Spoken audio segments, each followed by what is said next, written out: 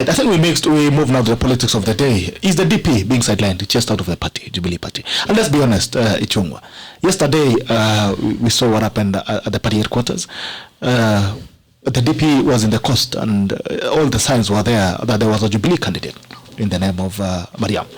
And almost all the logistics was in place to place a candidate in Msambweni. Yesterday, Raphael Tuju comes out and says, we are not going to field the candidate in Msambweni. A few minutes later, we saw the DP heading there. I would expect that maybe the decision was going to be overturned. But the DP ended up accepting the decision of his juniors. Is the DP being kicked out of the party that he contributed in the making? I like the way you put it. Yeah. Accepting the decision of his juniors. Mm-hmm. Are you sure it is his juniors? It's you to tell us now who is running the party. Because we saw Tuju, we didn't see anybody else. I don't think that is a decision that was made by Raphael Tuju. To be honest, and it is sad for me, the saddest thing that we have done in this country, besides my disappointment with the collapse of what was the Big Four agenda, is the collapse of Jubilee. Because inevitably we must be real with ourselves. Jubilee is collapsing at a very quick rate and speed. And it is orchestrated collapse of the party. Because there are people within the party who never believed in the kind of party that we wanted to build. We wanted to build a party that would transcend ethnicity and ethnic chiefs and kingpins. There are people who believe that we should still be playing the politics of ethnicity and ethnic kingpinship and mobilization along ethnic lines.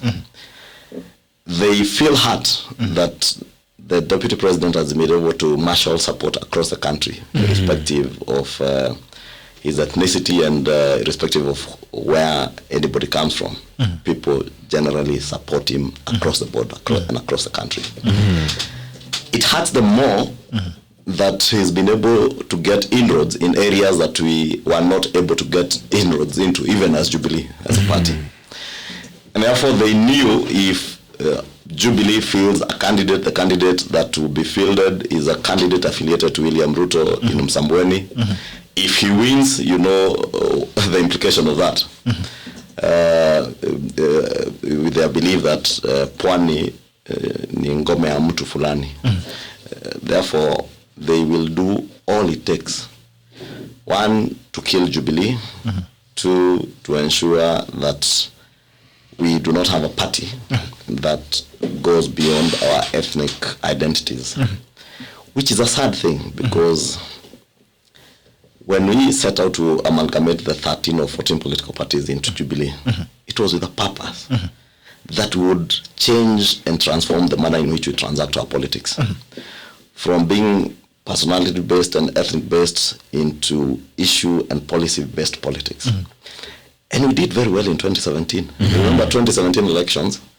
We got to a point in this country where Jubilee and then NASA were competing on the issue of free secondary education as an issue. Jubilee saying we'll have free day secondary education. NASA, I remember Kalonzo saying tutanunua mpaka pensili. Weta saying they will buy even uniform. And they even pushed it to say even university education will be free. And if you ask me, that is the basis of what our political competition should be. On ideas to transform and change people's lives in the country, not on the basis of where you come from. But let me just say this to those who want to finish Jubilee. Finish it. Kwendeni naye kwenye mnataka kupeleka. But what changed at some point? What changed, Mheshimiwa? A few months ago, you guys were saying, this is our party, we're not going anywhere. But then now Ichungwa is saying, because Maliza. Why Maliza? It's clear that is what they want to do. So we'll tell them, please wind it up very fast. Tumalizane, nyinyi muende mfanye ile siasa mnataka kufanya. But I want to assure you, Gerald, whether it is another political party that we will form, we will we will change the manner in which we do our politics. We will recraft another Jubilee. Whether it is this Jubilee, if they get out and they go form their own ethnic parties, they can get out. Who is the problem in Jubilee? Why should you leave the party? Who is the problem in Jubilee? I am not saying we should leave. I'm saying they can leave. They go and form their Kikuyu party. Others can form their Luo party. Others their Kalenjin party. Others their Luya party. The ethnic parties they want. But if you want us to transform Jubilee now into an ethnic-based political party, with me in it, I shall not be in it. It's not possible. If you want to balkanize me into the politics of ethnicity, that I will not do. And that's what I'm saying. Whether they leave Jubilee, no, but they cannot leave. They're the ones who are running the shots in Jubilee. Or we leave Jubilee. The one thing I can promise you and promise Kenyans is that we will fashion a political party and a political movement. The ideologies of what originally was. With the ideologies that we believed in. That we can indeed transform the manner in which we transact our politics. It doesn't have to be where does Gerald come from? What ethnicity is it? It must be about the capacity of Gerald as a leader, the capacity of Dennis as a leader, the capacity of Dr. Ojwangi as a leader. Without looking at where you come from and what language you speak. And that's what I'm saying. I can assure you, it may not happen with Jubilee, but it will happen. Somewhere. We will make sure at the end of the day that this country will be competing on policies, ideologies, and ideas, not on the basis of your ethnicity. I know there are those who have used ethnicity over the years, and they can't see how now Kimani Ichung'wah, a man who was born of a Kikuyu mother and a Kikuyu father, can be supporting William Ruto, a man who was born of a Kalenjin mother and father from some village called Sugoi, and a guy from a village called Gikambura. How can he be such an ardent supporter of someone from another tribe? And you should be running what they are telling us. We should be defending the tribe. They tell us we should be defending Rorere. And I ask myself, how comes this politics of Rorere becomes important every election cycle? When they are eating, they never remember Rorere. When they are demolishing people's houses in the midst of a pandemic, and on rainy and cold nights in Kariobangi, nobody remembers Rorere. When you are destroying our businesses down in Nyamakema, and I told you I began my business life in Nyamakema immediately after university. When you decided one day that every Mali business running, be it from Kamukunji to Likomba to River Road to Nyamakema, they are trading in counterfeits, and you burnt our stocks. You never remembered Rorere.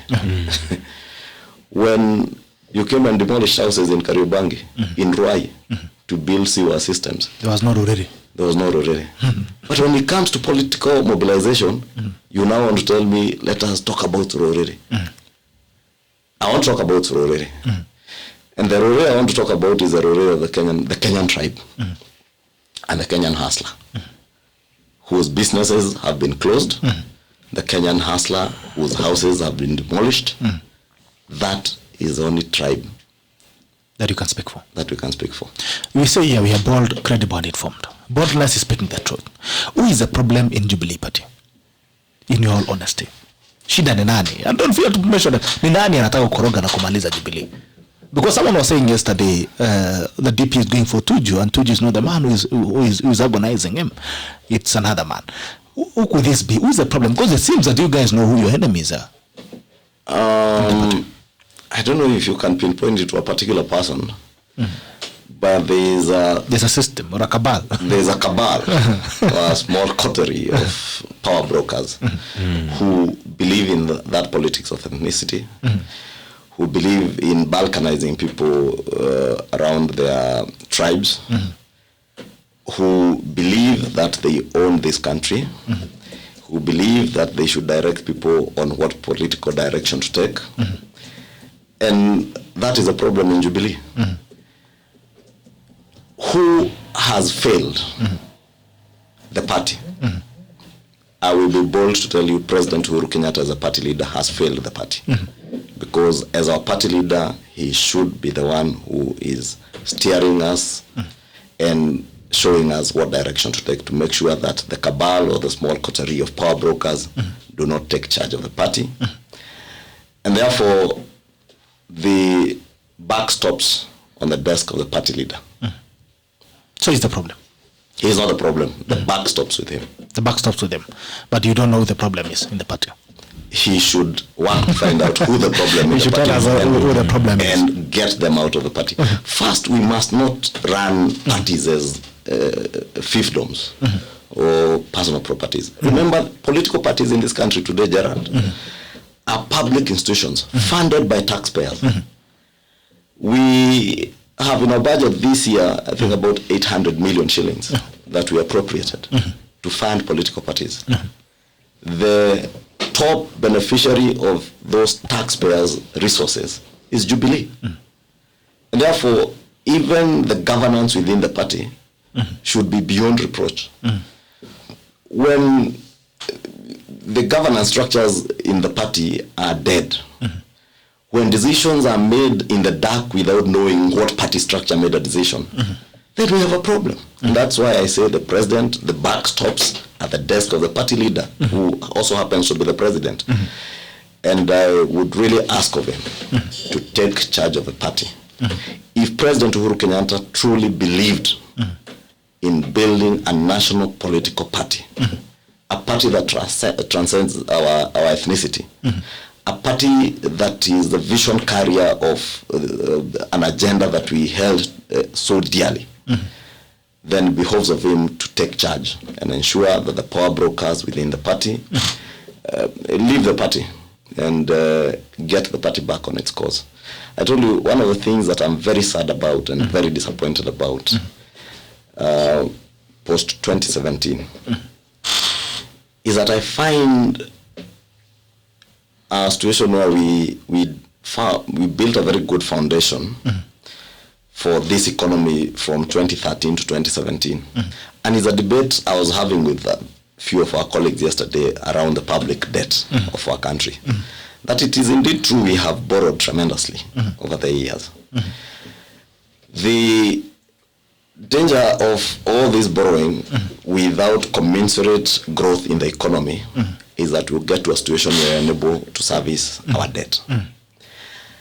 And why it is sad that we have veered off course is that instead of building on our gains in the first term of this administration, in this second term, we have continuously eroded the gains that we had. We made the first term. We had the first term.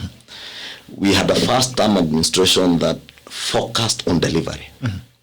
Today, if you ask me the thing we are focusing on, I have no idea. There are those who are focusing on handshakes. There are those who focus on BBI. There are those now who are focusing on dissolution of parliament. There are those who are focusing on a referendum, 2 years to an election. There are those who are focused on succession. And therefore, everybody's on their own business. We have failed the people of Kenya. Had we continued to invest on and build on what we began with 5 years ago, the huge infrastructural development that we are doing in this country was not just to showcase.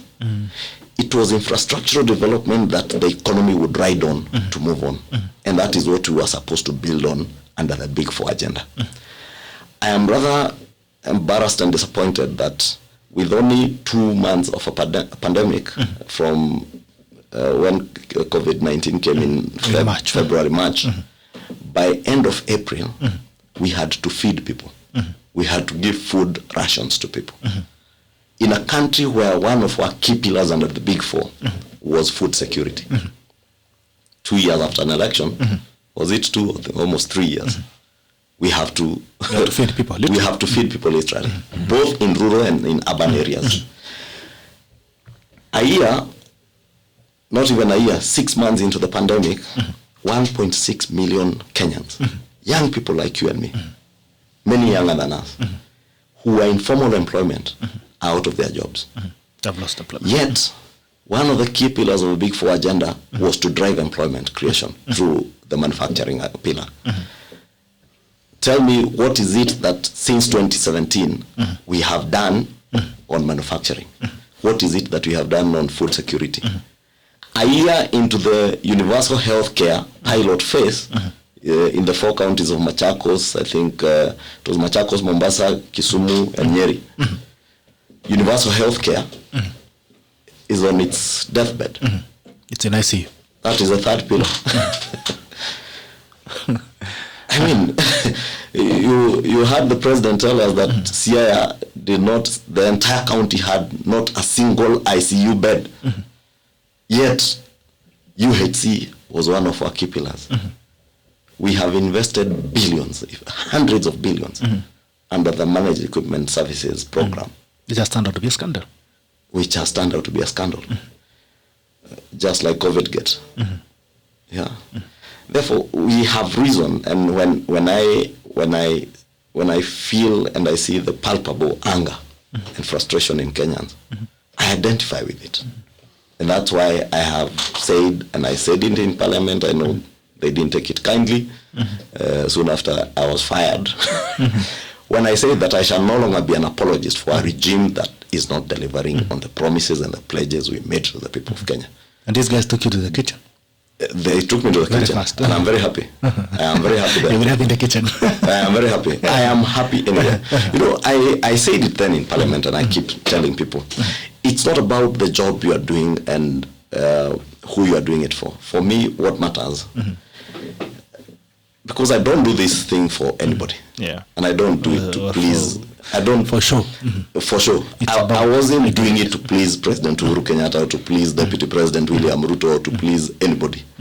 I was doing it because I have been given a responsibility by the people of Kenya through the people of Kikuyu to serve the people. Therefore, if I serve them in the capacity of chairman of budget and appropriations in the National Assembly, I do it with passion and with all the energy I have. If you take me to the kitchen, I will serve the people. There are other passions too. With the same passion.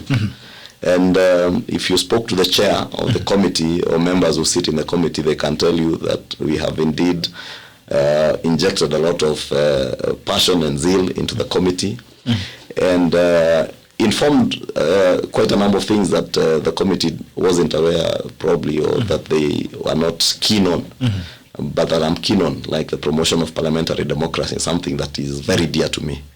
And I have used this new committee that I'm serving in to seek to promote parliamentary democracy. That one day in this country we'll have a truly independent parliament. All right.